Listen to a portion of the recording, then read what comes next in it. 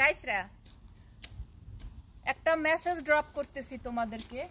আজকে তোমাদের সাথে পরিচয় করাই দিব এই যে লাল কন্টেনার, এটাকে বলা যায় বন্দুক গাড়ি। এই বন্দুক কন্টেনারের সাথে কেমন হাত, এই যে দেখো কোন জায়গা থেকে, ওইটার হুগার থেকে মাথা পর্যন্ত তোমাদের দেখাইতেছি। Start from here. ইয়েস, দেখো আসো। এই যে যে তালা তালা মারে রাখছি না, এই দেখো, কাম অন ফিল মা ব্রো। এই দেখো তালা মারে রাখছি না। এখন তোমাদেরকে আমি বলবো, এই যে দেখো এখানে কিন্তু আবার জোড়া দেওয়া আছে কম। এই যে এই বিশাল বড় বড় কন্টেনার গুলো, এই যে দেখো এইভাবে জোড়া দিয়া দিয়া তারপরে চালাইতে হয়। এখানে মেসেজ ড্রপ হয়েছে,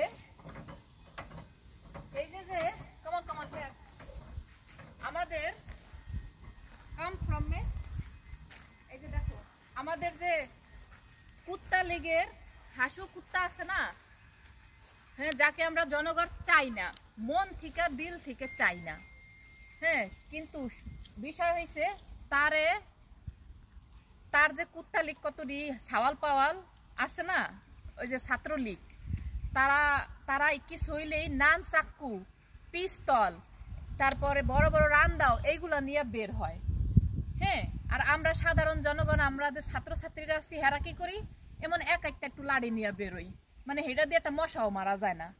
আর কি করি, বা খালি আপে আমরা বুক ফুলাইয়া সাহস, ওই যে আবু সাইদ ভাই যেমন এরকম করে রাখছিল না, যে এরকম করে যে ঠাস ঠুস করে গুল্লি করে মইরা গেল, হেই যে আমরা এরকম করে বেরোই, বুঝছো? তো এই জন্য এই কন্টেনারটা আমি বেসিক্যালি ভাড়া করছি।